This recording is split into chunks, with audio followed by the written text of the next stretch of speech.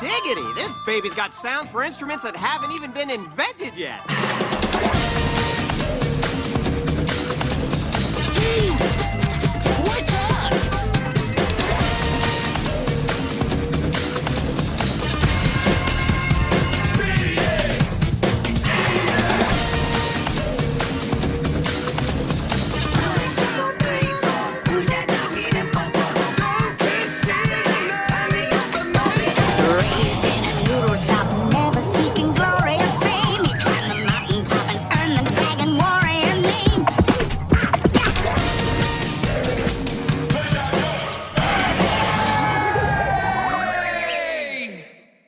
Hi everyone, welcome to Animated Autopsies. This is a show where we review weird, bad, and obscure cartoons, and this episode we have a special treat for all the Canadians in the audience. That's me. They're calling it like the animated gem of Canada. I'm Gwen, and I'll be Hello. leading you on this discussion. Who else is with us today? I'm Erica, I'm here. I'm here, Jasmine. I'm Maddie.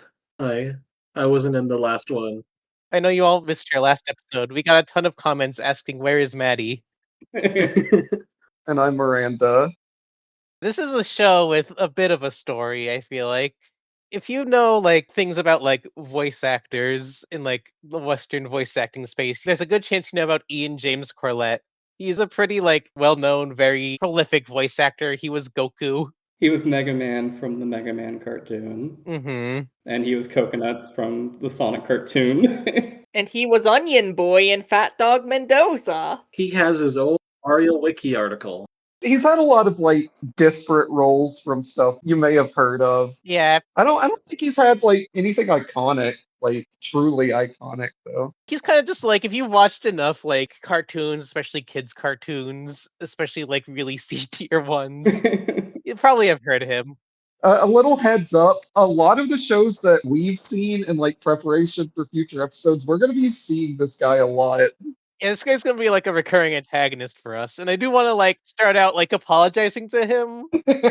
Being Ian, you might notice Ian is the same name as Ian James Corlett. The show was pitched as being like based off of Ian James Corlett's like childhood, basically. It's his like childhood growing up in Burnaby, Canada. So Ian is sort of like his self-insert. So I want to like make it clear that like when I talk about this show, I'm gonna have some not nice things to say about it and its principal character Ian. Mr. Corlett, if he goes out and watches the podcast people make about his favorite little show, there's no way like a judgment on him. He seems like a great guy. He seems very nice. Mhm.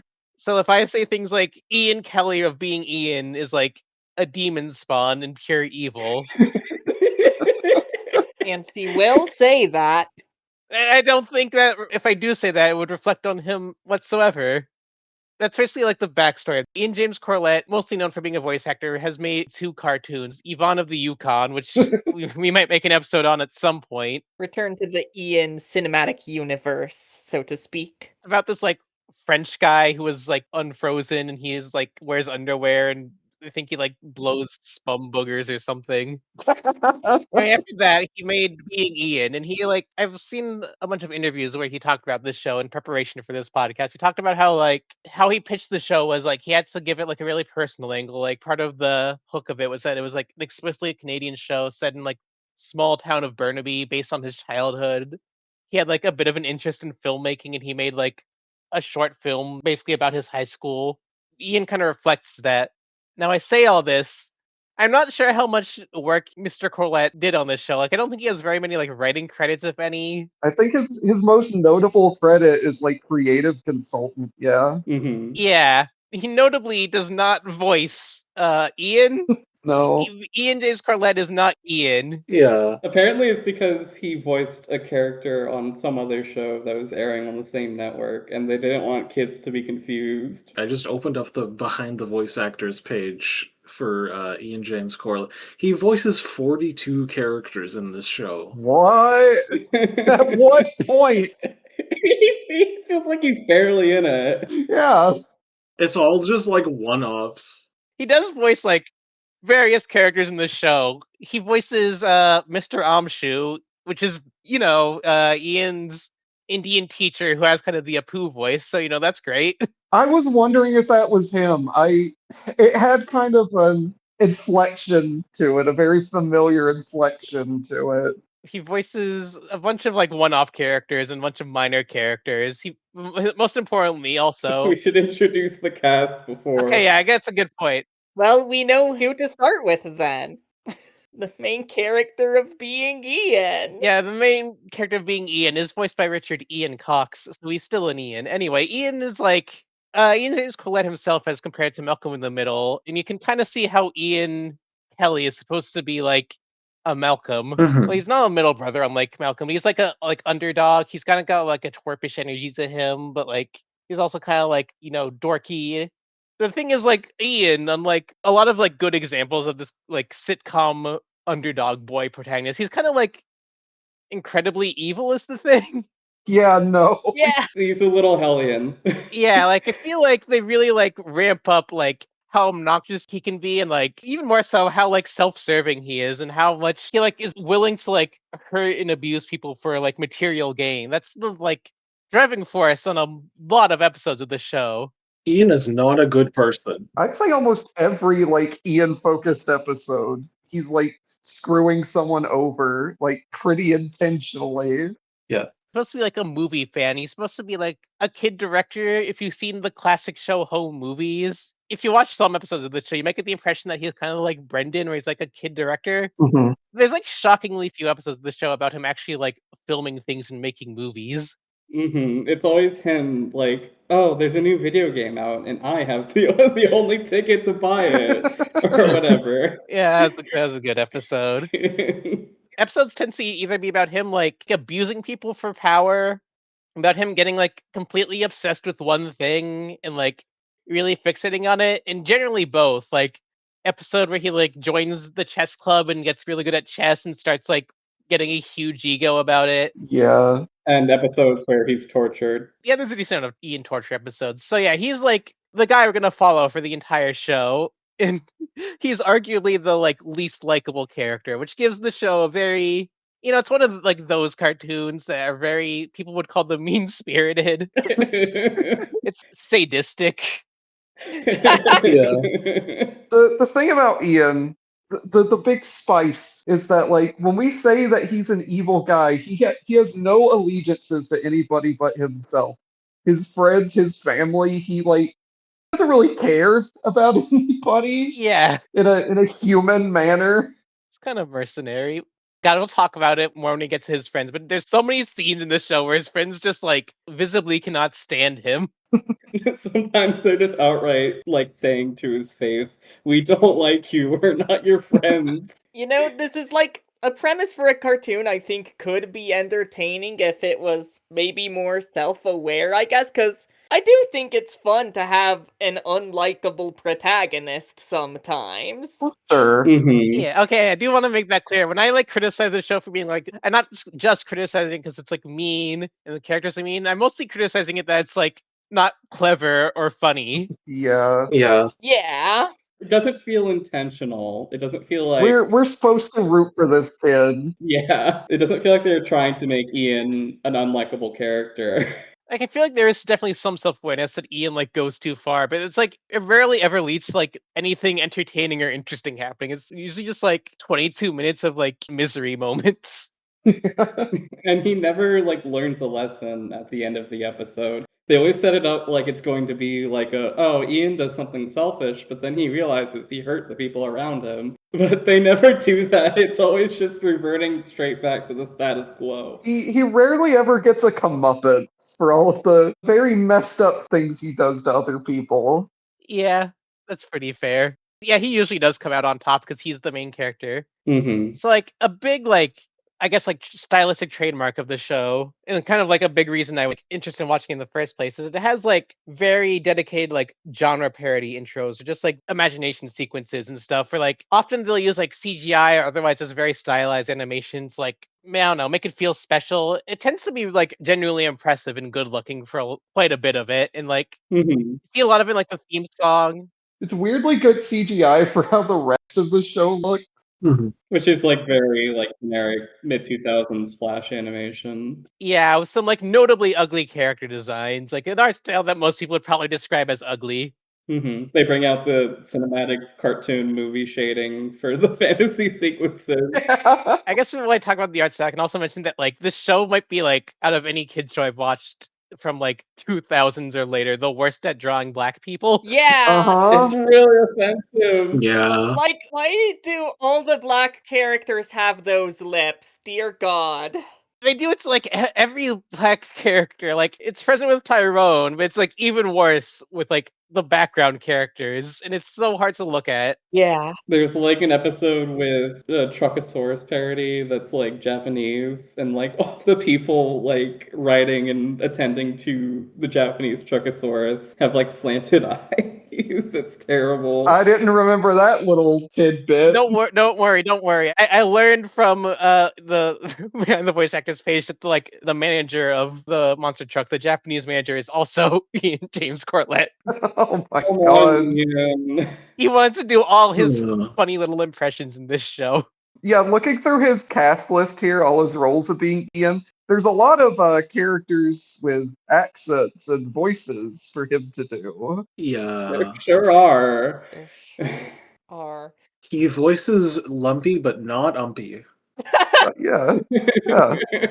That's the thing. When I was first watching this show, I had some expectations based on what Gwen was just talking about, like in the dossier in our Discord server. Gwen neglected to mention the racism, which really caught me. No, yeah. I mean, you have to learn about yourself, I think. Yeah. It's more racist than your average early 2000s kids cartoon, I'll say that much. Mhm. Yeah. Yeah, it's pretty impressive in a sense, and it does contribute to the show being consistently painful to watch. Anyway, the rest of the main cast, I think the other most important characters are the rest of Ian's family. Hmm. And we're gonna start with his parents, Ken Kelly, who is also the worst character in the show. Probably worse than Ian. Yeah. Yeah, At least we know where he gets it from. Voiced by Dookie from Johnny Test.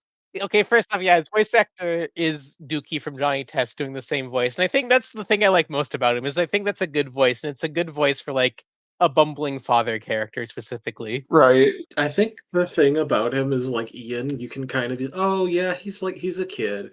No, this guy's just a fucking like adult and he's doing all this bullshit. It's just- Yeah, he's like about as self-serving and like unlikable as Ian, but like he's not a kid. I feel like Ian generally like he gets into more interesting shenanigans and sometimes funny things happen.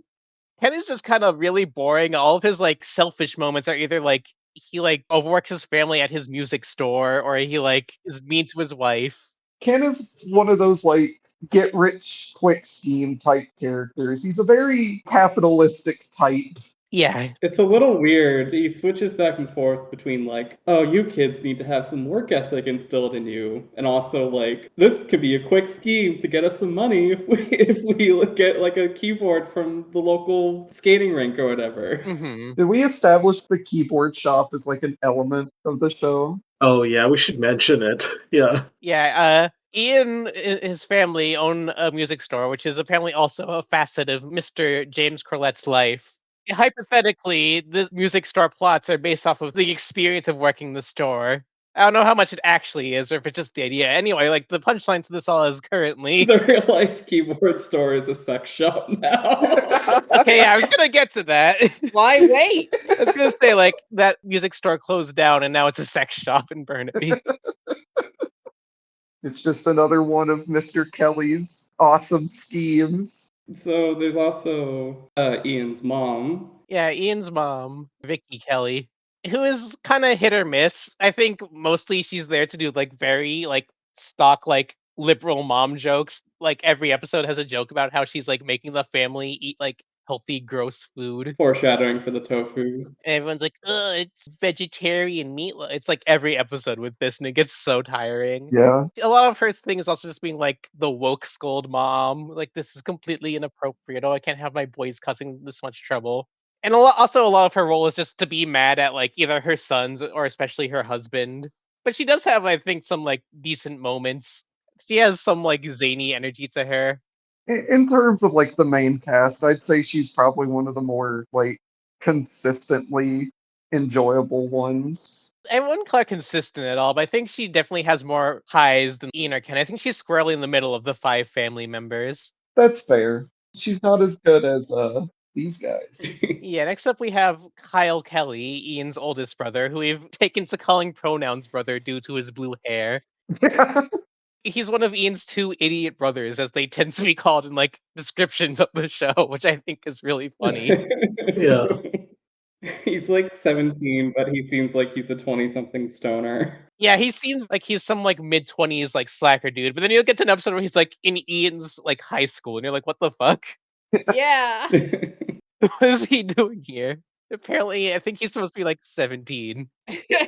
His main thing is he's, like, a slacker cool dude. He's, like, Ian's bully big brother who's always picking on him, and past that, he's just, like, wants to go out with sexy girls and drive his cool car. He's like, "Dude, I'm just so cool." Probably the most like stereotypical older brother type character you could put in anything. Yeah. Mhm. If you, like, just sat down and wrote, like, an older brother stereotype character without putting much line, so you'd probably just write Kyle. Yeah. Yeah. That said, I think he's one of my higher rated characters on the show because he does have some, like, the funniest lines. Yeah. His voice actor, Ty Olson, does some really good, like, dry deliveries with his, like, cool guy voice, and just generally, like, sells the coolness of the character. Yeah. And then We have the best member of the family. the highest ranking character in the show, Corey Kelly, affectionately known as Cat Brother during the period where we didn't know the characters' names. Corey is a very interesting character to me. He's like the middle child of the family. Quite a few episodes, he's just like Ian's other bully big brother. He kind of just forms like a duo with Kyle where they're kind of indistinguishable as being like bully jerks. But there's also a bunch of episodes really distinguishing him where he's like, well, Kyle's like cool and laid back. Corey's a lot more like geeky and energetic. He gets very like into things. He has a lot of like nerdy interests. He's And very passionate. he's very passionate, and that makes him very charming. It also makes him feel very unique that he's both like a bully who's like always pranking and beating up his little brother, but also like this enthusiastic geek character. It's like some really conflicting like character stereotype traits that honestly like kind of do make him feel like a more believable like middle brother character. Yeah. He does feel like he contains multitudes. Mhm. He really is more of the Malcolm than Ian actually is. Yeah, I wish he was the main character. He would have been so much more likable. He genuinely has some of like the most amusing like bits of the entire show. Mm-hmm. There's one episode where his entire shtick is that he's really into Star Trek and wants to meet fake William Shatner. Mhm. There's, like, a focus episode about him where he gets stuck on an escalator and, like, no one can, like, figure out that he can just walk down it, and so there's, like, a town-wide panic. There's, like, this one episode where he's just kinda, like, going around town taking, like, odd jobs, and that's just a whole B plot. It's pretty fun just because like, he's a fun character to see in scenarios. That's not the same like episode where it's just like his B plot is he's riding on a mower and he's enjoying riding on a mower, and that's the entire B plot. Yeah. That's another really good one, yeah. He just, like, builds, like, a lawnmower, like, joyride car and drives around town. It's like, this dude's awesome, he's inventive. He's got He whimsy. does. He's got so much whimsy in his heart. There's the episode where, like, they make him do a bunch of dangerous stunts. Yeah, they put him on Jackass. They put him on Jackass. That was an episode, it wasn't very good. It wasn't very good. There was also the really good episode where he drank all that coffee and he became a motivational speaker. He has such a zest for life. We love you, Corey Kelly. Oh, yeah, that was a good one. They, like, have to, like, lock him in a hospital, and he has to escape. We'll get more to the episode plots, but just know that, like, this guy gets a lot of, like, fun moments and plot lines more than pretty much any other character on the show. Yeah. And the last 2 members of the family who are less important, The grandmas. yeah, the grandmas, the awesome grandmas. Grandma Kelly and Grandma Mensky, they have first names, but I don't know if they ever really say them in the show. Grandma Kelly's joke is that she's a mean old lady and also she's Scottish. And that's pretty much all you have to know. Like, every episode that features her prominently, she's gonna mention haggis, she's gonna, like, it's like a bagpipe leitmotif, and she's gonna watch Cabertoss on the TV, and past that, she's just like a grumpy old lady who hits people with her cane. Which one of you said going back in time to make sure Ian James Corlett doesn't learn about haggis? Yeah. It's just such a there's so many jokes in this that this show runs in the ground that aren't funny. And also I feel like the show in general has like such a fascination with like other cultures in a way that's bad. And that's especially true for like Scottish and Polish and Dutch culture, as we'll see. Grandma Minsky is a Polish character, and she gets slightly less like defined like stereotype humor, but she does often like show up to a scene with like a plate of pierogies, so you know that she's Polish. And then she's just kind of like a generic, like the other end of the generic grandma character spectrum, where she's like really like doting and overbearing. Hmm. They're kind of a duo in the same way like Corey and Kyle are. Yeah, there's a lot of episodes where they're just like hanging out together. I think they get like one dedicated subplot where they're like on the run from the law, and that's like okay. Yeah, I remember that one. Yeah. So that's Ian's family, and now we get to talk about his friends. First off, we have Ty, who is like the most black best friend character you've ever seen on a cartoon. Yeah. His Wikipedia summary starts off describing him as Ian's best friend and brother from the America. What? What? From the America. The America. Which I just thought was funny. Anyway, yeah, Tyrone doesn't really get much development or focus outside of being like Ian's friend who is cooler than him and like blacker than him. He gets 2 focus episodes, and neither of them are very good. It's like a ton of jokes where he uses like AAVE, and like the characters don't know what he's talking about, which is really good. The show's really obsessed with like ethnic humor. Yeah, like I said, the show is very fixated on other cultures, Is obsessed. like contrasting with white Canada, which is, kind of an odd choice for your like children's show on Cubo. But That sly dog Ian avoided getting shot during the U-boat shutdown. he was hiding behind Warren Buffett. He's the only survivor. I think what really like emblemizes Ty is one of his 2 focus episodes. One of them is just like he and Ian fight over a girl they think is pretty, and the other one is like Ty stars in a commercial and gets really famous off of like a line that Ian wrote, and they have a fight because of that. So that basically shows you the amount of depth this character has. Is they can only like if they want to give him focus, they have to just like give him like the most stock falling out with the main character plot lines. And then there's Ian's other best friend. There's his girl best friend Sandy. Oh, Sandy. God. Oh, Sandy. Oh no. She's a tomboy character, and a lot of the time she's relegated to being like the voice of reason in the show. She's probably the character that most pushes back against Ian's like general sociopathy. Yeah. There's a lot of scenes in the show where she's just like chewing Ian out for being evil. Part of it because like she's kind of forced into just being like the girl who rolls her eyes at the boy character, but also like there's a lot of scenes where both her and Ty like Ian, you're fucking awful. We don't want to hang out with you, and they're just like staring at him like he's a piece of shit. It's really like it's funny to me just as someone who's watched every episode of the show is what a consistent pattern it is that they don't like Ian. Sandy's kind of the Nesmith of this show if you've seen our Planet Sheen episode. Yeah, I guess she's the closest to the whole like quote unquote Megward the Wizard archetype of the character who gets unduly tortured. There's like multiple like episodes of this show where like the character's like sexist to her. She has to overcome like some sexism, and it usually doesn't even like work out for her. No. There's like this episode where like Ian and Ty like say she can't play a knight in their like medieval movie during their like Renaissance fair visit.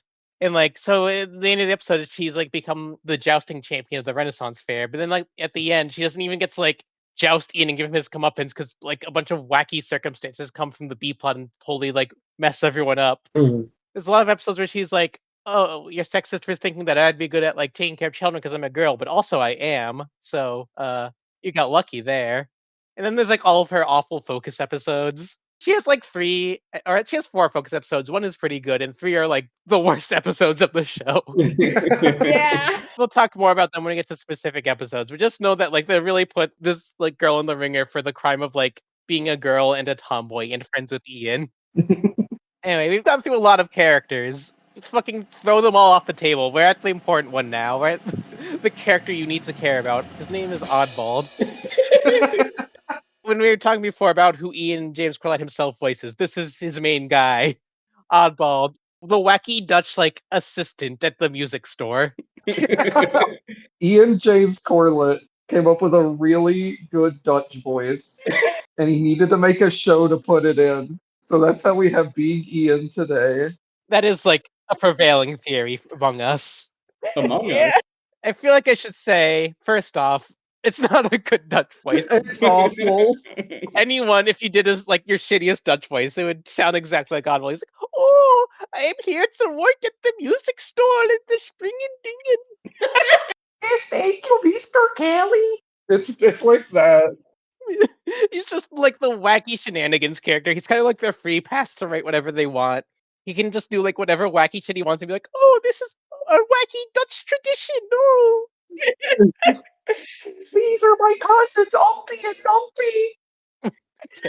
Umpty and Lumpy. That's foreshadowing. That's a surprise tool that'll help us later. Oh god. Anyway, he's kind of like a dedicated comic relief character. There's a lot of episodes that he's not in, and a lot of episodes that he is in. He gets just like a minute of screen time at most, and he's used for quick gags. It's like they thought he was like the height of comedy in the show, and they didn't want to overuse him. They didn't want to overplay their hand. Yeah, he definitely feels like their favorite comic relief character. Oddball fucking killed me, by the way. Yeah, they definitely, you get the sense of the writer saying this guy is like pure comic gold, and whatever he says is really funny. Sometimes he does get like a dedicated like B plot, or God forbid an A plot, and like generally he does not carry those, No. as you might be surprised by. Has there ever been like a moment in being Ian that Oddball's been on screen where he's made us laugh? Is he a comic character? Or is he just like a wacky character doing a funny voice? He is more wacky than comedic. Yeah. He's kind of like jingling keys and being like, "Oh, I am doing my funny voice. The kids think I'm so funny." He's Dutch Coco Melon. I kind of like the idea that the fucking higher ups are like, okay, we can do a show about you, but you have to fucking voice a silly Dutch man in it, or we are going to cancel the show. Oh, this was a mandate. The Teletoon mandate. Specifically him. I like Gwen's theory, which is when he's pitching the show, he's like, and I'll be voicing Oddball, the wacky Dutch employee who talks like this, he talks like this and gets into all sorts of wacky antics with his zany Dutch culture. And the other people in the room just grit their teeth and nod to that. Because Canada needs a win. This is for Burnaby. Alright, those are like the most important characters, but there's a couple more, like, I call them Ian's lesser friends.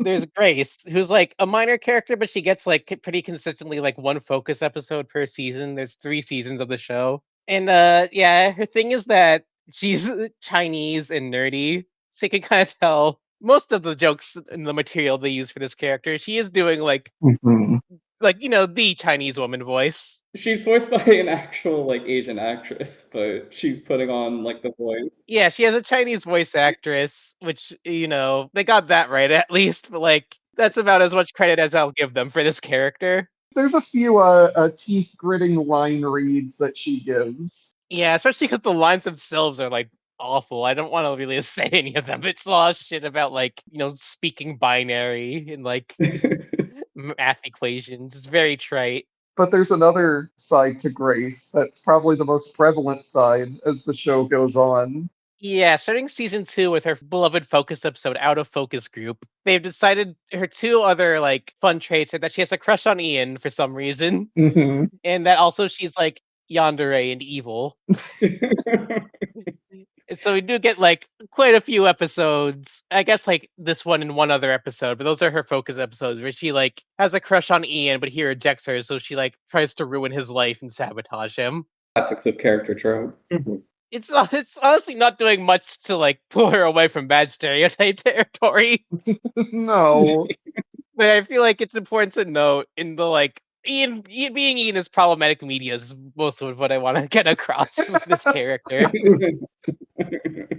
You know, you talked about a lot of characters. Fucking sweep them all off the table. None of them matter. We're talking about Dennis for the next half hour. Oh my god.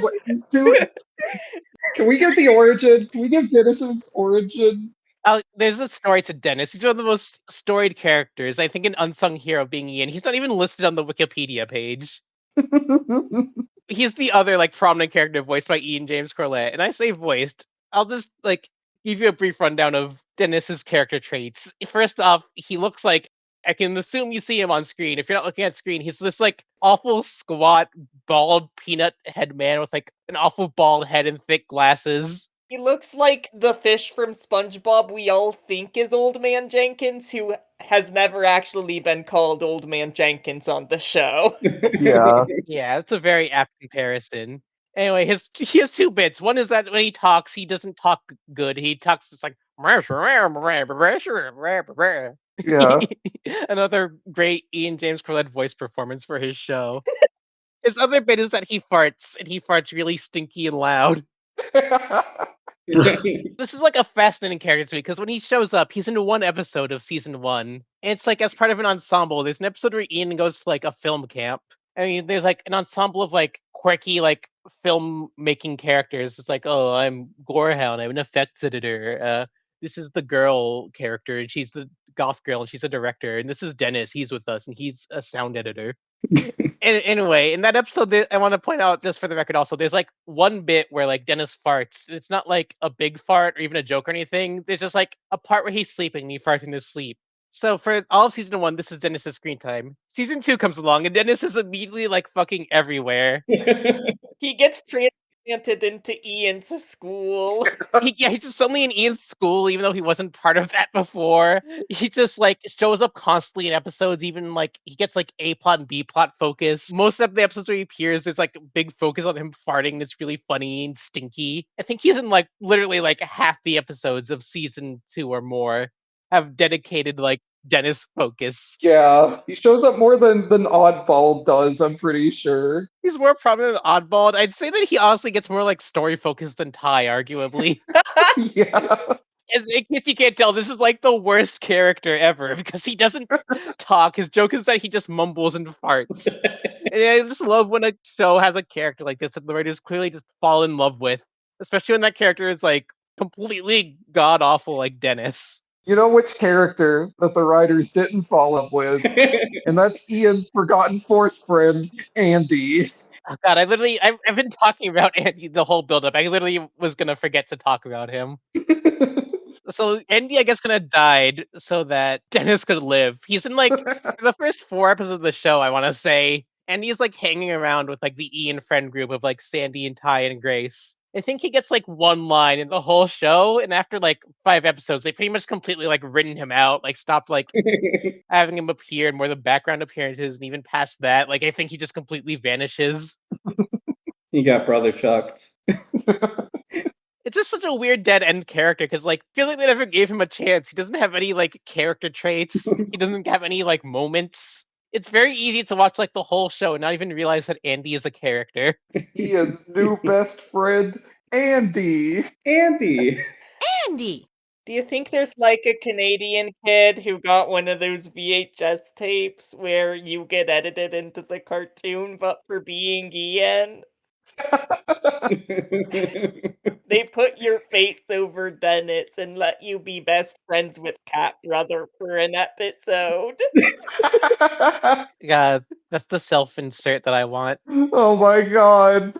I think we've finally ran through all of the important players and Andy. Yeah. There's an ensemble cast of this show. It's a big sitcom family. Yeah. Mm-hmm. Yeah. There's like more characters that we probably shouldn't talk about because Who cares about Mr. Greeble? The only thing that matters about him is he has a weird voice. Yeah. Not even like a stereotypical accent, he just has a fucking weird voice. Yeah. He's like, oh, I'm Ian. The fuck. We don't need to talk about him. Let's talk about some of our favorite episodes of Being Ian. Our favorite one. Actually, no, scratch that. Delete it. We're gonna start off with I think like the most typical episode of the show, which is the Kellys. Which I think it shows like kind of like the average plotline of the show. Like in this episode, it starts off Ian like accidentally like destroys his family's home movies, and he gets like the idea that he's gonna like re-record the home movies and make his own. So he starts secretly recording his family, and he realizes that they do all this wacky and weird stuff, like I don't know, popping boogers and like hiding toenails under the couch. So he starts like stockpiling all this footage to like hold over them. It escalates to the point where like he's like brings them all into like this big family game of Twister. So in the middle of it, he can like start talking about all their darkest secrets and get them to turn on each other. It's just a whole episode of Ian like just like manipulating his family, sort of like really treating them like shit. Like Sowing chaos. he just like there's no real reason for him to go for like I want to like do right by my family and record home movies.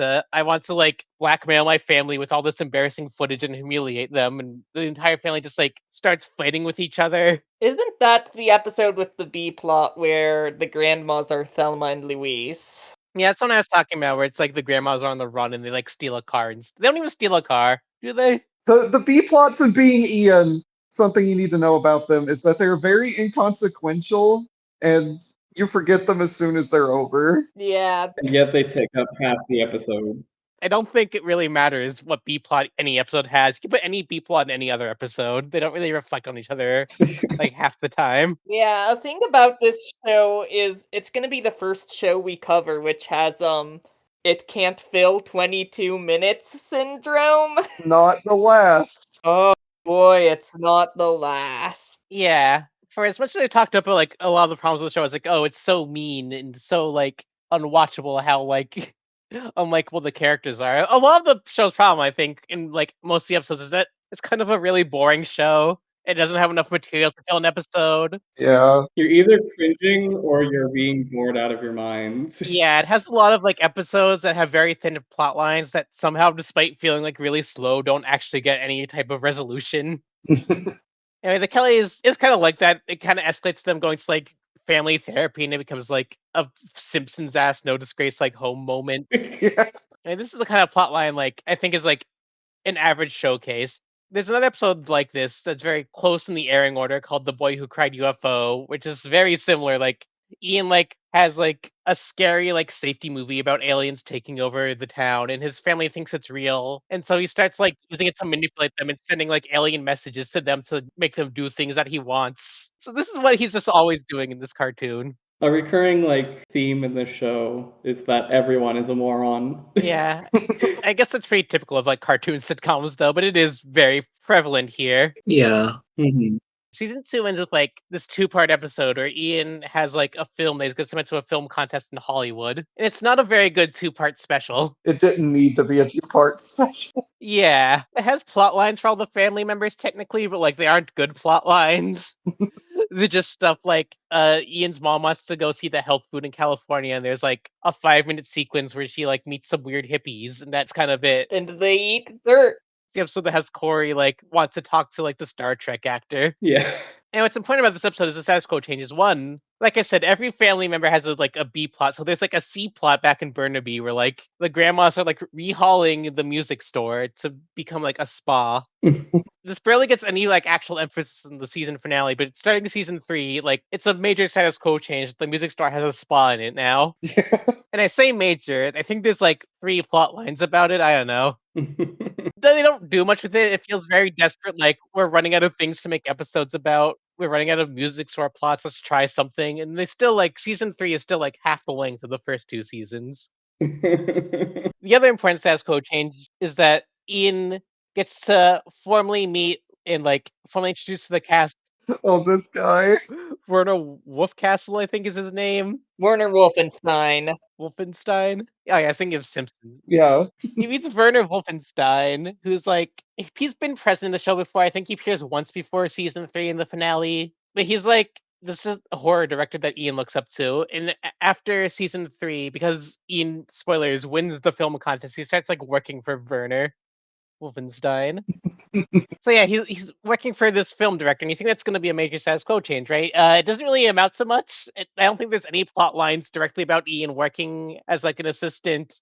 It's kind of just like very short 1-minute scenes in the episode where he's just working, and we get to see Werner Wolfenstein's core character trait, which is that he yells at Ian to get him a yummy cheese sandwich. Like all he does in every episode he's like, Ian, you must get me the yummy cheese sandwich. Yeah, don't worry, it's a bad German.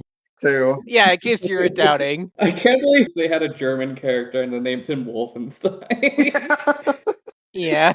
He's kind of another Dennis character too, where he showed up in season 2 in one episode, and the episode was about like Ian trying to get like a cheese sandwich that Werner had once, and at the end, Werner comes back to eat the rest of this cheese sandwich. And so, like when he shows up as like a recurring character in season 3, of course, all he does is talk about his yummy cheese sandwich, and all he talks about is like wanting to eat a cheese sandwich. It's one of the most like baffling status quo changes ever because there's like no like reason for it. It doesn't inform anything. It doesn't like impact the plots of the show really. He's just another fun part of the show's rogues gallery of characters. Anyway, now let's talk about what I think is the best episode, and it seems to like be widely regarded as the best episode of the show. Partially because it's the most Canadian one. It's Hockey Night at Burnaby. And this one, well, it's kind of like an involved plot line. Give me a sec. Yeah. Okay, so yeah, Ian meets like a retired hockey player, and there's like multiple hockey player cameos in this episode, and they're all like real life hockey players or former hockey players. If Ryan Walter means anything to you, you're gonna love this episode because Ian meets this guy.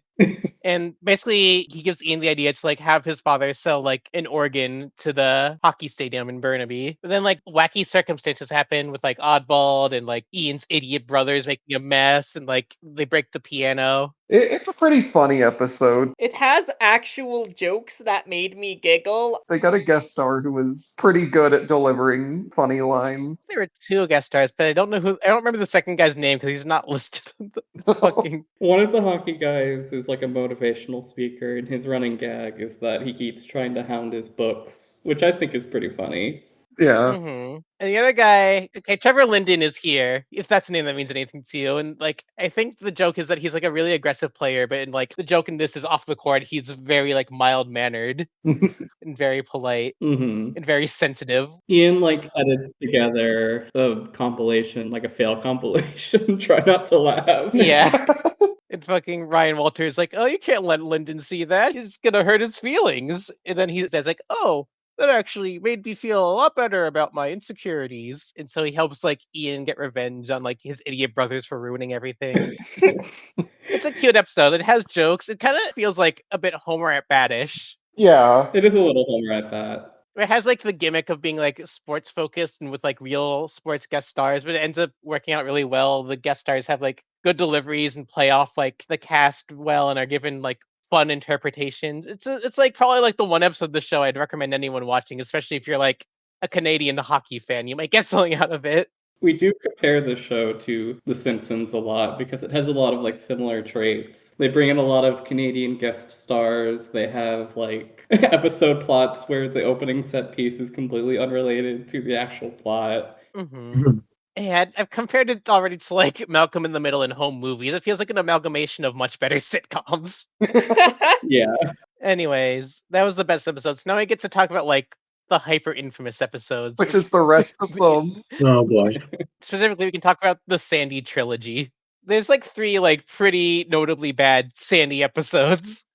I'm gonna go in like I think in like order of interestingness. I'm gonna briefly touch on the first one, Million Dollar Sandy. It's about Sandy like pretending to be a boy so she can be in the boxing club. It's a weird like episode.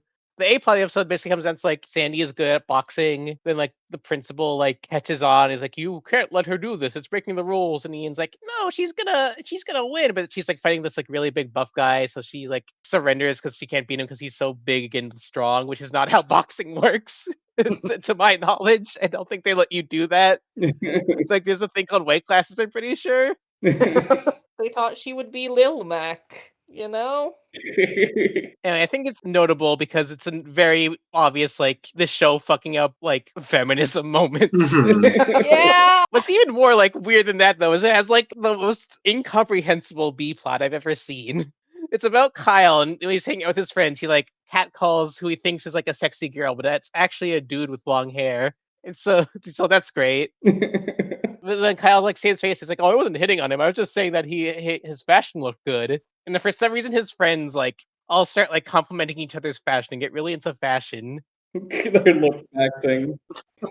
So Kyle like has to like keep up and like get like his own like cool fashion, so people still think he's cool. And like halfway through the episode, it like collides with the A plot where like they think Sandy as a boy is really cool, and so they start like dressing like boxers.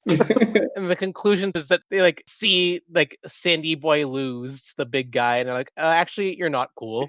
They never figure it out. And it's like, what the fuck were they like trying to like say with this subplot? I can't like describe it as a plot line.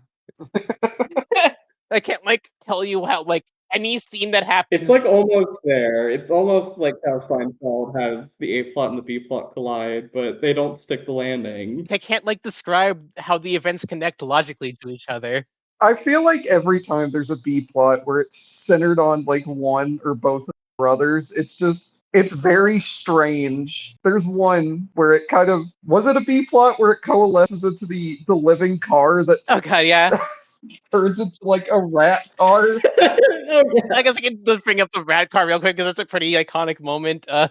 There's an episode where like Ian wants to go to like an R-rated movie, but he needs to get like a parent to drive him over to the movie. And obviously his mom and dad won't do it for him. he tries to get his grandma to do it, but his grandma like falls asleep. So he calls Kyle over, and Kyle comes up, but he actually like destroys the grandma's car.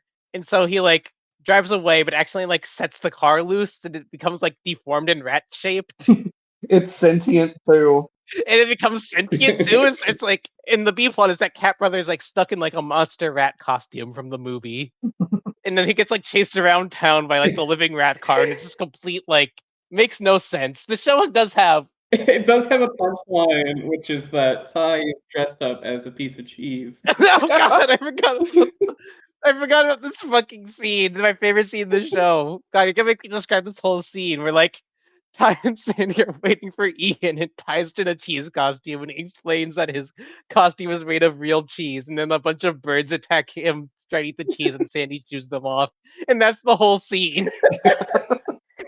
It doesn't even tie around to the rat car. It doesn't have anything to do because the rat car is chasing Corey. Rat car has nothing to do with the rest of the episode. There is an episode that happens, and then towards the end of it, there's just a sentient rat car now. There is no lead in. There's something about this show that you kind of expect it since it's like an animated show. There's a good few fantastical, a little hard to believe elements every so often. Yeah, that's a problem with the show. But they usually try to keep it centered into Ian's imagination, which is when they have like the epic high-budget CGI. There's definitely a fantasy problem in this show where like it feels really grounded like 90% of the time. Then sometimes some like zany ass shit will happen. I think another good episode is Cool Status Quo, another like one of the worst episodes I think. And you just need to know like the first 2 minutes. Ian like summons a robot from the sewer, and then it shoots like a laser to destroy Kyle's toy car. That isn't even like a fantasy sequence, is it? It just happens. Yeah, no, this happened. This just happened. It's especially weird because like the show likes to start off its episodes with like fantasy sequences, like very indulgent, like tends to be like genre parodies and have like flashy CGI. There's like a lot of that, but then so you think this is one of those, but no, this is just part of the plot that Ian has like a sewer robot. Sewer robot never comes back in the episode, I don't think. No, yeah, it's not a plot point. It's just a thing that Ian did. It's one of his superpowers. Put that on the power scaling wiki. Back to the Sandy trilogy. Took a bit of a diversion. Is I think what might be the worst episode in the show, which unfortunately it's the episode where Corey drives around a cool lawnmower. It's Teenage Miss Burnaby, and it's about Sandy entering a beauty pageant. And it's like another really insufferable episode. The whole basically crux of the episode is that Sandy is really like unfeminine and untalented and sucks at everything. And Ian has to like work up the courage to tell her that she sucks at everything. Yeah. It's just a very unpleasant episode experience. It's not an episode about like overcoming your shortcomings or like supporting your friends or anything. It's about telling your friends about how much they suck and how much they can't do something that they want to do. It's like specifically how much they like fail at being a woman. Yeah. This is a very misogynistic show. Yeah, if you haven't gotten that impression, it's a misogynistic show. Ian is very misogynistic. The show has so many problems. It has so many isms. There are so few like prominent female characters that there was a Sandy where they had to like make up some characters to be around her because there weren't enough of them. Right.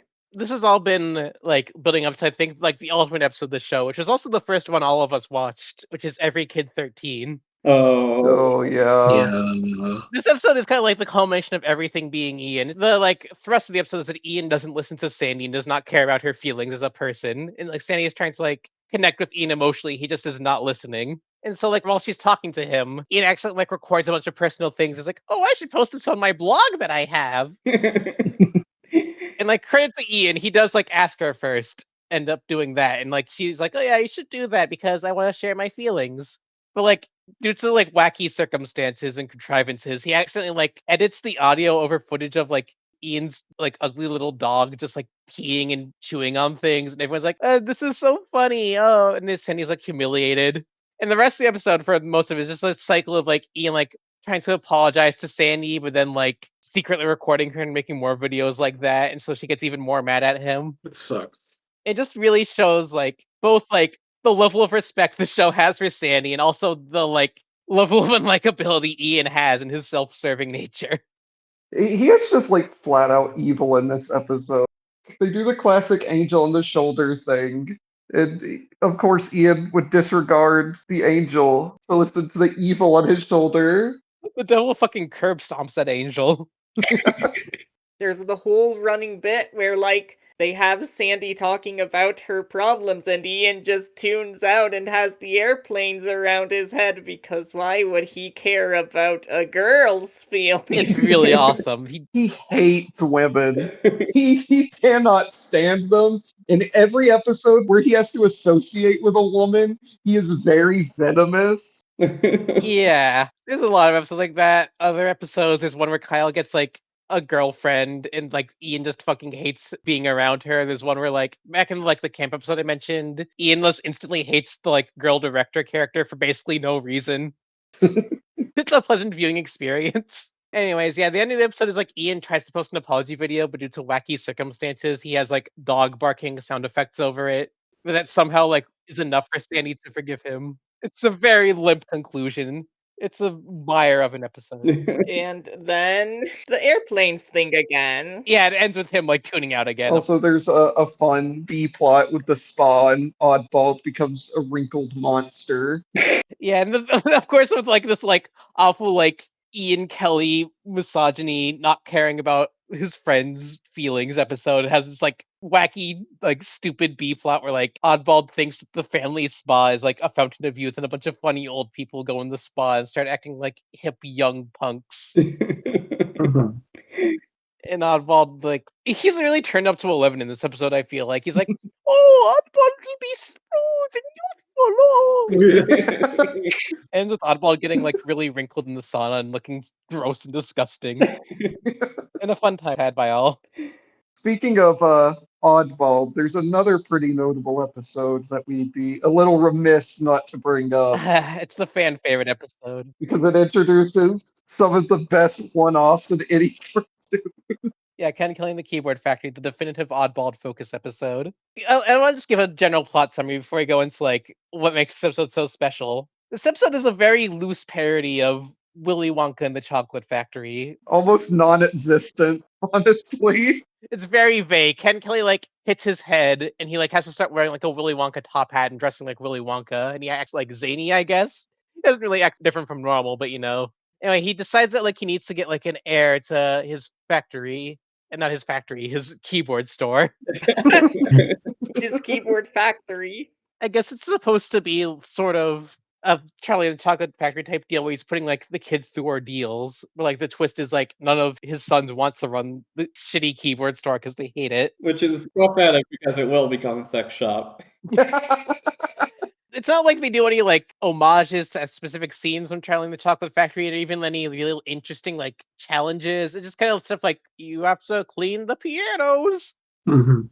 Yeah, it's such a non-committal parody that it fascinates me, because, like, it has the vague skeleton of a Charlie and the Chocolate Factory episode and nothing else, and, like, granted, I feel like Charlie and the Chocolate Factory is, like, one of the top 5 cartoon parodies to do. It's up there in the Hall of Fame with The Wizard of Oz. Yeah, Wizard of Oz, I think, is in first, but...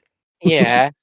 part of me feels like they were trying to be clever and not like overdo it, but instead it's just so understated that it's hard to recognize as a parody, save for one thing. Yeah. Mhm. So like the way it's an oddball focus episode, and also the only real way you can tell it's supposed to be a Charlie and the Chocolate Factory parody is that we meet Oddball's two cousins, Umpy and Lumpy. Like, So when we saw this episode's summary on Wikipedia, we were like, oh shit, we gotta watch the Wacky Dutch Cousins episode. And when they walked on screen and were fucking Oompa Loompas, I lost it. Yeah. I didn't even put together that Umpy and Lumpy would be Oompa Loompas. I was just like, yeah, I kind of gave it to you in reverse. Going in blind before knowing it's a Charlie and the Chocolate Factory parody, and then just seeing Umpy and Lumpy, and they're just like Umpy Lumpy. It's such an experience. Oh. like the title says it's gonna be a Charlie and the Chocolate Factory parody, but again, everything about the episode is so understated that their presence still just sideswiped me. I was not expecting Umpy and Lumpy. Yeah, they sing and they only like talk and singing rhymes is the thing. They go the other direction. All they do is like Umpy Lumpy Doopity store. We are here to work at your store. I remember them as like not talking. No, they talk a lot. They're just kind of cryptids. And so yeah, basically the crux of the episode sort of is that like Umpy and Lumpy work at the store and they're really good at it, and like Oddball gets jealous and it makes him like mess up and he gets fired. But then like Ian convinces him to come back because he's like the only one who likes to work at the store, and I forget exactly what happens, but he ends up being named the heir of the store. And Umpy and Lumpy are there too. So it's Oddball that turned it to the set shop then. That track. That is a character, honestly. This has just been like a bit of a fascination. It's not like the worst episode. It's not a good episode, but it has Umpy and Lumpy, and you can't get that from like many other shows.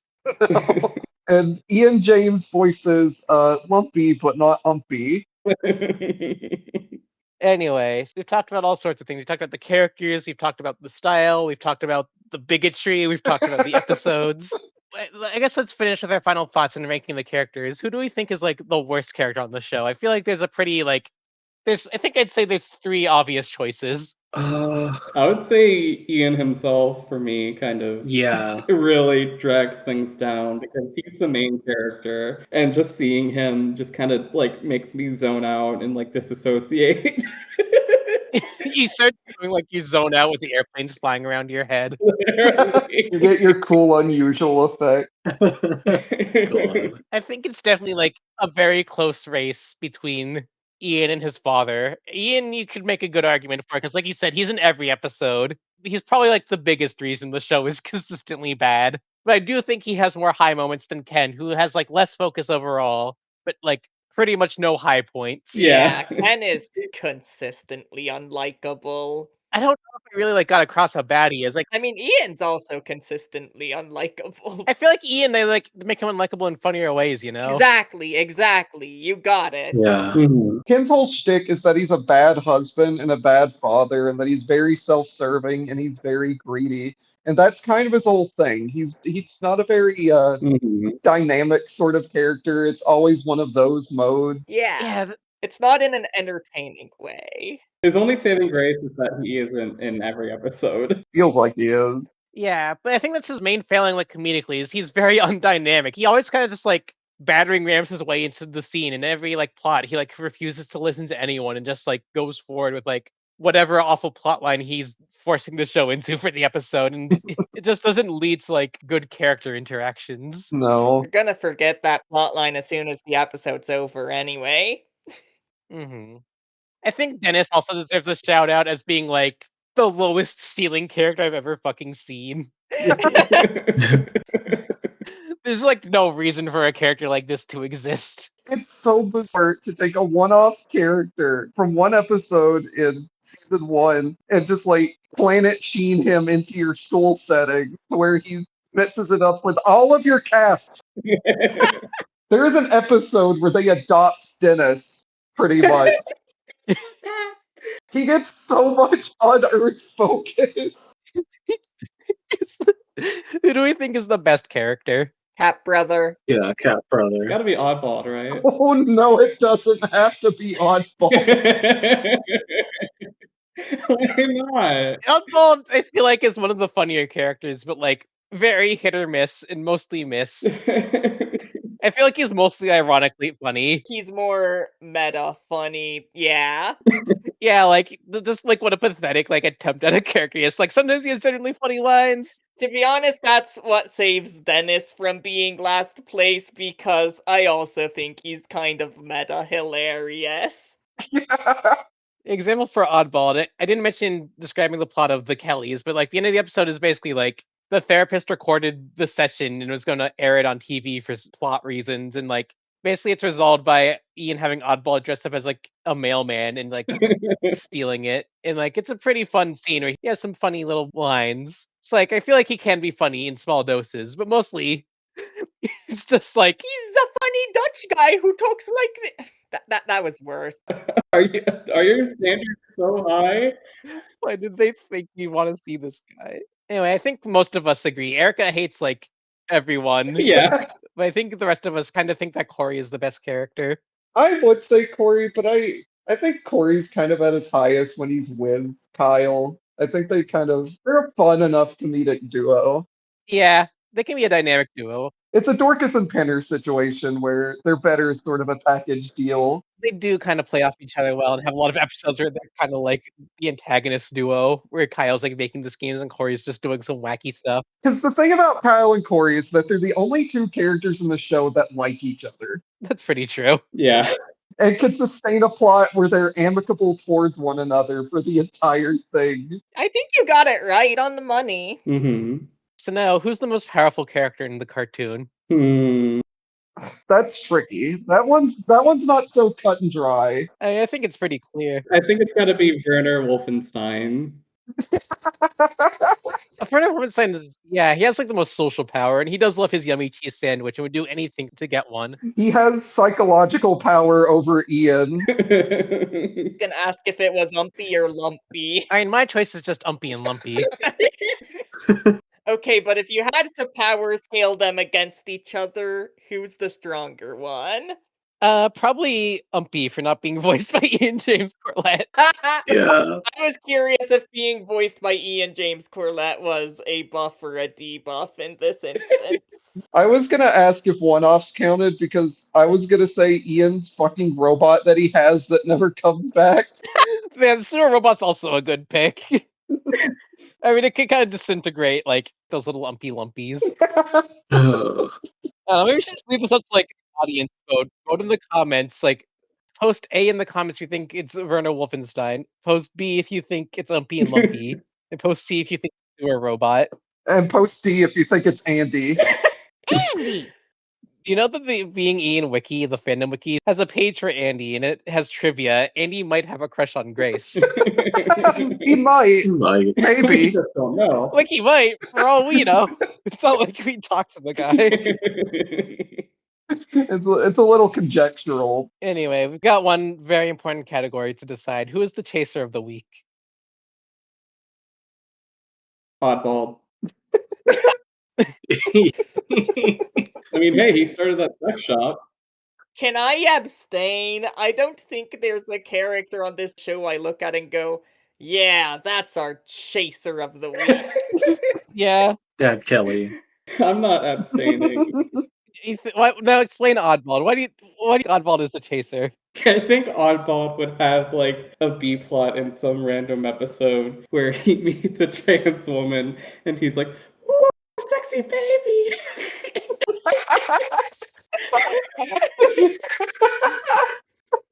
God, the thing is, I can see that, but then it like make it like all the like rest of the Kellys are grossed out because like, that's a dude. Yeah, literally. Only Oddball is like pure of heart enough. He's pure of heart. Oddball has a beautiful soul. He really does. Unfortunately, despite Cat Brothers' beautiful soul, he would be transphobic. I feel like Cat Brother's gonna get better once he moves out. I think he's gonna realize some things. True. Pronouns brother will be supportive. Yay. Maybe not at first, but he'd come to terms with it. Yeah. Okay, I have my own pick for Chaser of the Week. I think it's Mr. Greeble. Yes. Why is it Mr. Greenwald? Okay.